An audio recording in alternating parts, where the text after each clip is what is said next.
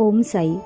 एक बार साईं बाबा श्यामा के सपने में यह पूछने के लिए प्रकट हुए कि क्या वह गोवर्धन दास के घर गए थे। श्यामा का नकारात्मक उत्तर पाकर उन्होंने कहा, गोवर्धन की माता अब नहीं रही, अतः तुम जाकर उन्हें सांत्वना दो। श्यामा को भगवान की बातों में कोई संदेह नहीं था, इसलिए वे अगले दिन दोपहर लगभग 3 बजे गोवर्धन से मिलने गए और पहुँचे तो उन्होंने देखा कि उनके सपने में बाबा के शब्द बिल्कुल सच थे। गोवर्धन की माता पिछले दिन निधन हो गई थी और श्यामा को समय पर वहां भेज दिया गया था। द्वारकानाथ नाम का एक व्यक्ति शिरडी में आया था।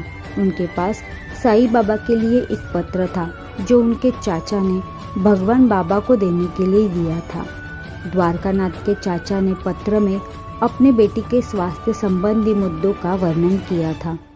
जब पत्र बाबा को सौंपा गया तो उन्होंने फुसफुसाया कि वह जल्द ही गुजर जाएगी। मैंने यानी काका साहेब दीक्षित ने इन शब्दों को स्पष्ट रूप से सुना, लेकिन दूसरों ने नहीं सुना। बाद में जब भगवान बाबा को पत्र पढ़कर सुनाया गया तो द्वारकानाथ ने उनसे पूछा, मैं अपनी पत्नी को यहाँ कब ला सकता हूँ। बाबा ने कहा, वह 4 दिनों के बाद खुद मेरे यहाँ आएगी। चौथे दिन उनका देहांत हो गया और बाबा के वचन सच हो गए। एक बार गुरु पूर्णिमा के दिन हेमाड़ पंत परिवार सहित शिरडी आए। जो पैसा वह अपने साथ लाए थे वह 2 दिनों में समाप्त हो गया। एक दिन के बाद मैं और मोरेश्वर प्रधान शिरडी पहुंचे। प्रधान भी जल्द ही बिना पैसे के रह गए। अगले दिन बाबा ने प्रधान से दक्षिणा मांगी। उसने कहा, मेरे पास एक पैसा नहीं है। बाबा ने कहा, अन्ना साहिब यानी हेमाड़ पंत के पास जाओ और पैसे ले आओ।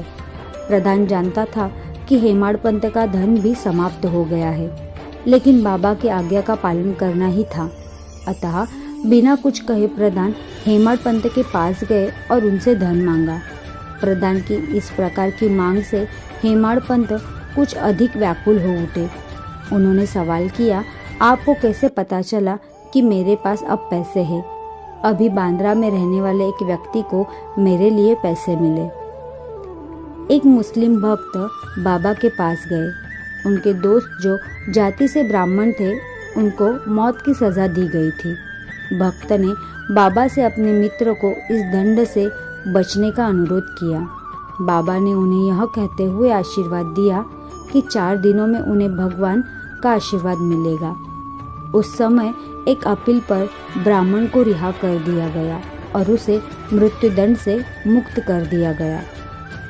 श्री चिदंबर गाडगिल भगवान गणेश के भक्त थे। वह भगवान बाबा के प्रति भी समर्पित थे। उन्होंने बाबा की पूजा वैसी ही की जैसे उन्होंने भगवान गणेश की थी। बाबा भगवान गणेश में अपनी आस्था की पुष्टि करना चाहते थे और एक बार जब गाडगिल भगवान बाबा की पूजा कर रहे थे तो वे अचानक बोले, मेरी गादी के नीचे एक चूहा है। गाडगिल यह जानकर प्रसन्न हुए कि बाबा ने उनकी पूजा स्वीकार कर ली और भगवान गणेश को उनमें देखा।